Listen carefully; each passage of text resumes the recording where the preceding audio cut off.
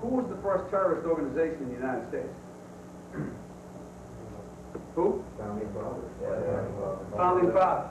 You mean Thomas Jefferson? Oh, yeah.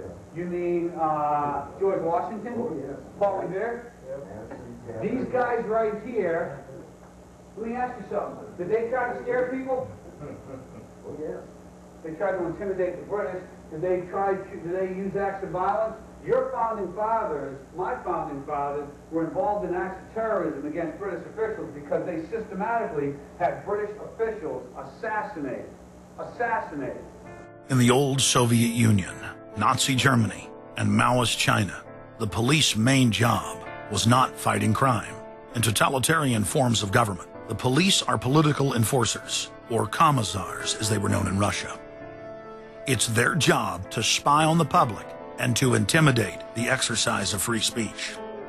Once a climate of fear has been achieved, the public begins to self-censor, to shut down.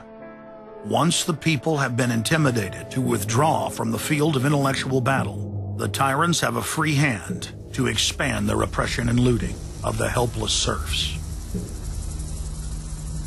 The average man and woman is in a trance. They get home from work, they don't even talk to their children. They turn the television on, and they let those corporate messages set the agenda in their lives.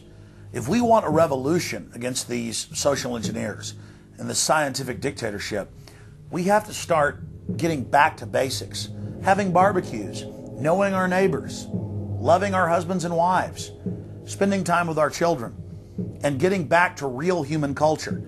This false corporate culture has been superimposed over our daily lives. The public is literally under a trance. We have to somehow reach out to them and break them out of this trance. And as the globalists destroy our standard of living and bring in their police state, a lot of people are beginning to wake up and realize that what they've been told all their lives was a lie. But it's essential that we, the people, are there to reach out to our fellow Americans and our fellow human beings and show them the truth. But the scientific dictatorship needs more than just a secret police network to carry out their plan. Citizen spies at every level of society have been recruited to keep their eyes and ears focused on everything their neighbors and co-workers are doing and saying. More than 50,000 private sector executives have been recruited by FEMA to secretly serve as deputy FBI informants under the InfraGard program. Now there are more than 75,000 preachers serving FEMA in the clergy response teams. Internal FEMA documents reveal that the majority of America's pastors now serve as agents of the shadow government. They are even instructed on how and what to preach. And as KSLA News 12's Jeff Farrell discovered, the clergy would help the government with potentially their biggest problem, us. From my cold, dead hands. Charlton Heston's famous declaration captures a truly American value, the overarching desire to protect our freedoms. But gun confiscation is exactly what happened during the state of emergency following Hurricane Katrina in New Orleans. U.S. troops also arrived, something far easier to do even now thanks to last year's elimination of the 1878 Posse Comitatus Act. That forbid U.S. troops from policing on American soil. If martial law were enacted here at home, public fears and quelling dissent would be critical. And that's exactly what the clergy response team, as it's called, helped accomplish in New Orleans. Jeff, the primary thing that we say to anybody is let's cooperate and get this thing over with, and then we'll settle the differences once the crisis is over. Such clergy response teams would walk a tightrope between the needs of the government versus the wishes of the public. In a lot of cases, these clergy would already be known in the neighborhoods in which they're helping to defuse that situation. For the clergy, one of the biggest tools that they will have in helping calm the public down or obey the law is the Bible itself, specifically Romans 13. Because the government is established by the Lord, you know, and that's what we believe in the Christian faith. That's what's stated in the Scripture. They prepare their flocks like sheep to the slaughter for gun confiscation, forced inoculation, and they tell them that it is a blessing to have their families broken up and put into FEMA camps. Irland, Frankreich, Portugal, Spanien, die Schweiz, Liechtenstein, Luxembourg, Polen, Ungarn, Romania. Adolf Hitler bragged that his most powerful domestic tool, used by the Nazis to control the people, was the servile clergy. And his favorite Bible verse was Romans 13, render unto Caesar. Either you are with us or you are with the terrorists. The scam was launched as a simple bait and switch. The government recruited the public by telling them that they were needed in the fight against Al-Qaeda. But from day one, over 90% of their training and operations focus on demonizing, surveilling, and harassing anyone who stands against their takeover.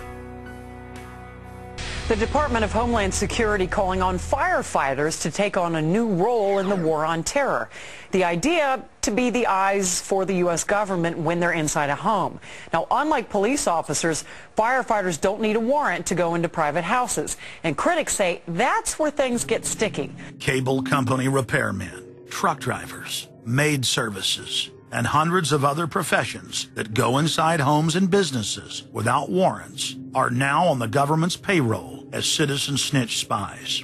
But Big Brother doesn't stop there. Children are being indoctrinated inside the public schools nationwide to spy on their parents. You can give information without having to give your name. You guys can get paid for good tips up to $200. The New York Times praised public school programs in the United States and England that are training children to report their parents for eco-crimes, like taking a hot bath or letting the water run while you brush your teeth. All of that violates their carbon footprint credit allotment.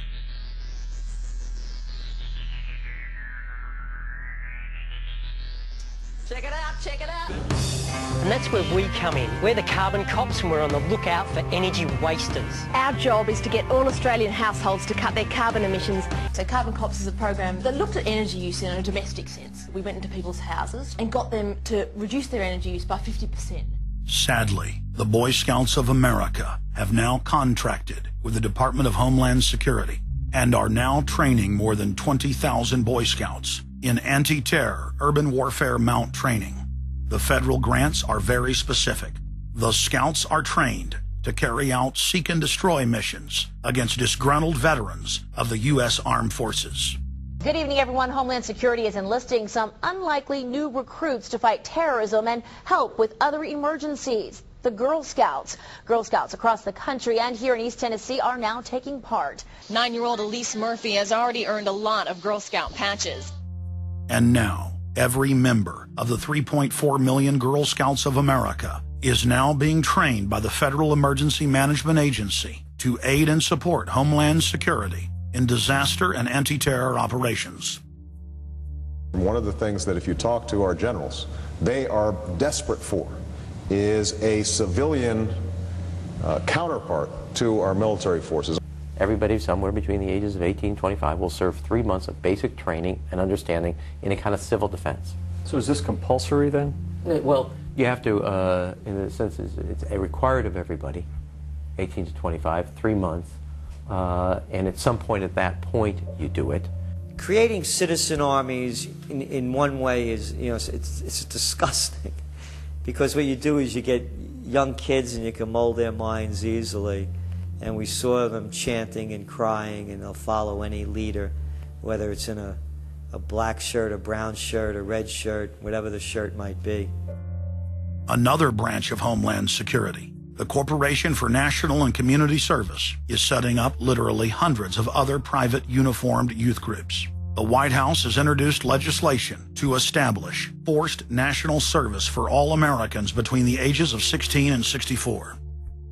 In 2008, the North American Military Governorship, known as NORTHCOM, announced that they had deployed 4,000 regular Army troops inside the United States to deal with civil unrest because they knew that their offshore masters were about to rob the United States blind. In 2009, the Pentagon requested funding from Congress to deploy 379,000 military personnel in thousands of communities across the United States.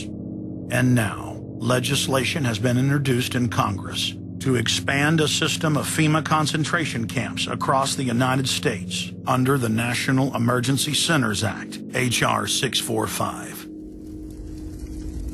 The Republic is hanging by a thread. The last vestiges of our free system of government are being swept away. You know, you got time to watch baseball, you got time to watch football, you got time to entertain yourself.